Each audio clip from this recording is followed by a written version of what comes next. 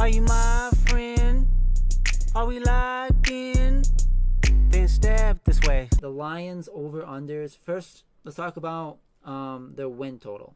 What do you think the expected win-loss is? Just to make it clear for, the betting things, they do the 0.5 after because so you have to do over-under, right? Probably 12.5 or 13.5 wins. That's what I think they have. The win-loss projection it's the third highest. I think a lot of times these sportsbooks do go a little more conservative, but it's 10.5. Oh, I'm smacking the over. I think I'm smacking the over as well. I'm putting a band on the over. With that being said, we are the fourth in odds for the Super Bowl, so that's. I hope we get 10 cool. or fourth in odds for the bowl. Like, jeez, yes. dude. Yes. If we don't, it's a failure. That's what it is. Yes. If we miss the playoffs this year, it's completely a failure. Yeah. It's 100% a failure.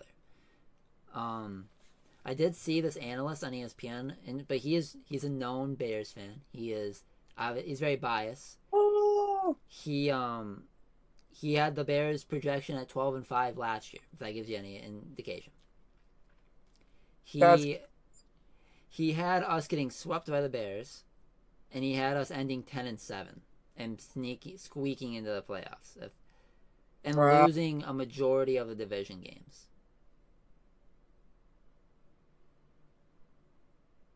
That didn't happen, did it? We went. Mm-hmm. They did not. Yes. They hit 10. Yeah. Well, the 10 is what he's actually projecting for this year too, though. You know what I mean? You're projecting 10 for us this year. Again. What I was saying was for this year. Sorry, I said it a poor way. Oh, the predictions that I said were this year. The Bears is what he said last year. Okay. So he had us losing away at Lambeau. I think he had us losing a game to the Vikings, and then he had us getting swept by the Bears. So that's like 2-4 in the division. Yeah, that's not great. I don't think that's gonna happen. But I just thought it was funny. I saw it on Twitter. I'm like, but this guy, his name's Adam Rank. For all that don't know, I don't know about that guy. I don't know about that guy. But these betting odds, over under Jared Goff passing yards 4,025. To give you he throws over that. Last year he threw 4,500. Yeah, he throws that this year. I think so as well. And also Goff, he's a guy that doesn't really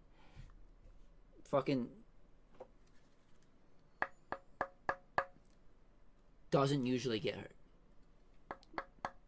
Just knocking on that was the quickest word I could find. Because the second I start saying, oh, he doesn't get hurt, week 2 he just fucking tears his Achilles, Aaron Rodgers style, and we're fucked for the year. So no, we're not talking about that. With that being said, JMO, obviously something that's going to be huge this year, getting a full off season, full prep, and then going to start week 1 instead of having to do the off season prep and then wait 4 weeks. His over under is 650 yards. Last year he finished with 354. Would you hit the over or under on 650 yards for JMO? I'm hitting the over, and I'm saying JMO touches 1,000 yards this year. That'd be insane. But it's so possible. It's so possible. Just the jump, and I think it is definitely not something that is not possible. Goff is going to be throwing a lot of balls, but JMO can make each one a 50-yard play. You know what I mean? He can get yards, bro. I think that I'm hitting the over as well. I think I'm going to be a little bit more. I think he's going to get around 850 because I think Laporta is going to get a big bump in yards as well. Laporta could take a lot of the weight. I don't care. Everybody gets 1,000. But The one that I think I'm smashing the over on because of the big play is he had 3 touchdowns last year. The over under is 3.5. I think I'm smashing the over on that for total touchdowns. On JMO? Yes. Yeah. Oh yeah. Oh the yeah. big play. The big play. The money shot. The touchdown throw. Exactly. I think that he is maybe not even going to be a huge, like, he's not going to be a high reception guy like Amon-Ra. It's going to be a good amount of yards, but his yards are going to come with touchdowns. Like, that's how it's going to be. Because you're not gonna, if he gets open in the open field and you give him open grass, you're not going to catch him. The guy, that's what I'm saying. I really wish he. That's why I think if they just scheme him in, they throw him more, bro. Mm-hmm. There's no way. There's no way, bro. I really, if he was healthy at the combine, I really am curious what his 40 time would be. But also, if he was healthy at the combine, we aren't drafting him because he's not making it to us. So, yeah. I think he is the first wide receiver off the board without a torn ACL. So, now going to Laporta. Laporta, we just talked about him. He had 889. Their over-under is 825. He's over. He's over. I think he gets just as many receptions, if not more. So, because he's that blanket. He's shown that he's safety. He's shown that he's that blanket. By the way, smash you over on his touchdowns too. He's probably gonna have like 10 touchdowns. His over/under for touchdowns is 7.5. So yeah, he had 10 last year. I'm probably going with he's gonna probably at least have 8. You would think. Mm-hmm. But I think that's my prediction as well. I think next episode we can come back. I wanted to do this episode, and the next podcast we'll do our let's walk into numbers we have prepared of Goff's gonna throw this much, Amon-Ra's getting this much. You know what I mean? Yeah. With that being said, Amon-Ra, his over under is 1250. So he had 1500 last year. He's at 1250. Yeah, he's probably hitting the over because Amon-Ra went through an oblique injury and still hit the goal that he had written down on a piece of paper that he looked at every game. He still hit the goal for touchdowns and yards, and he also has the names of every single wide receiver that was drafted above him on that paper as well. The man is crazy, but he's crazy in the best way. Yes, and I'm glad that we tied up that extension because yeah. If he wears another jersey ever, I'm gonna be so sad. Yeah. He should never wear a different jersey. St. Brown should never wear another jersey, bro. Him and Panay, you would think him, Panay, and Hutch, they should just be locked for this team, bro. Yep, those are the 3 that if they wear another jersey, something went really wrong. It's crazy, yeah, that'd be crazy. And then Amon-Ra is the same 7.5 touchdowns like Laporta. Oh. Feasting. We're feasting this year. I promise you we're feasting. We're thinking very similar. All these ones that you're saying over, I'm gonna say over. I'm saying over as well. They did it last year, mm-hmm. and we're better. Bro. And injury wise, I just don't think that's gonna happen because we got guys that are gonna play through injury like that. Yes. St. Brown did not televise that he had that oblique injury. He was just a badass in the background doing it. Missed 1 game out of the season with that. And now that you know after, it's hella impressive. Yes.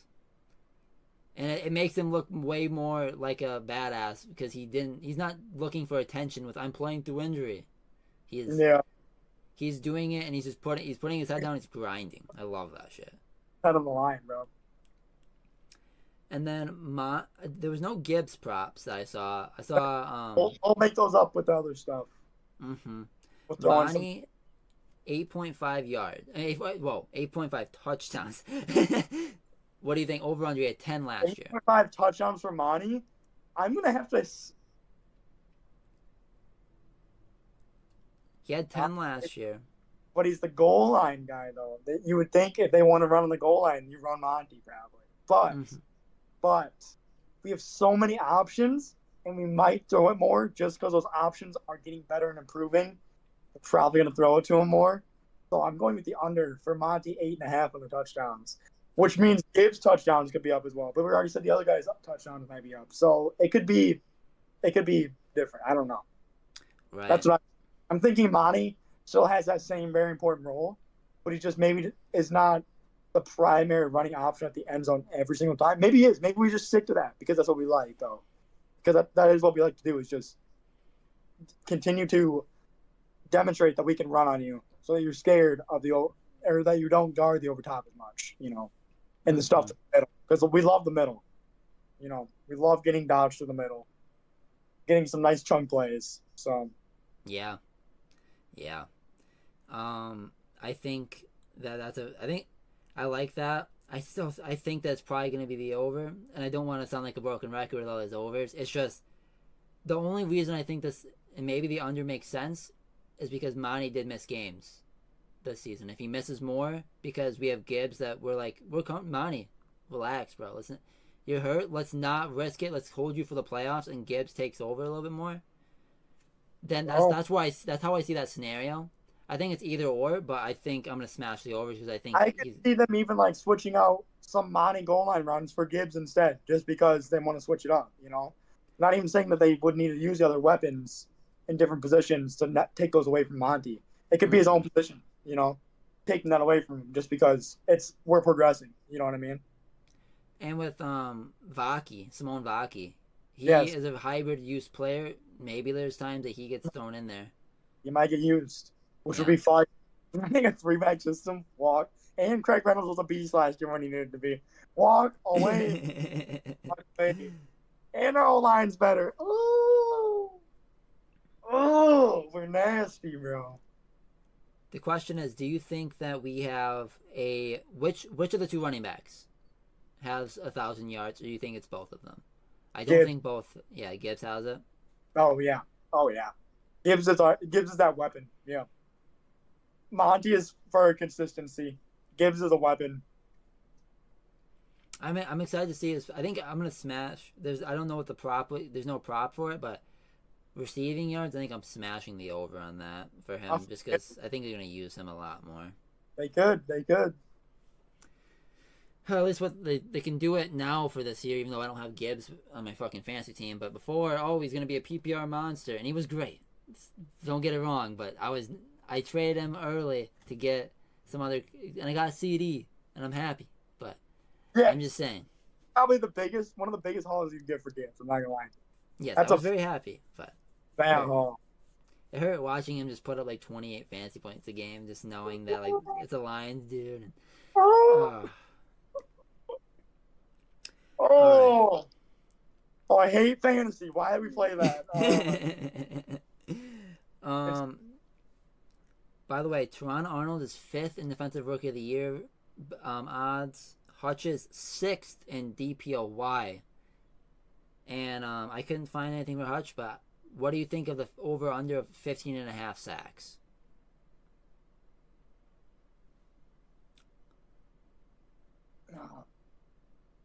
Hutch, we hit in the over because we bolster our stuff. I'm not gonna lie. And you were talking about some Judon rumors at the beginning of this video. So if anything like that even remotely blows happen, the whole D line is feasting, bro. And don't forget DJ Reader. Hey Reader, bro. I know DJ Reader there, bro. That's what I'm saying over, bro, because it's there.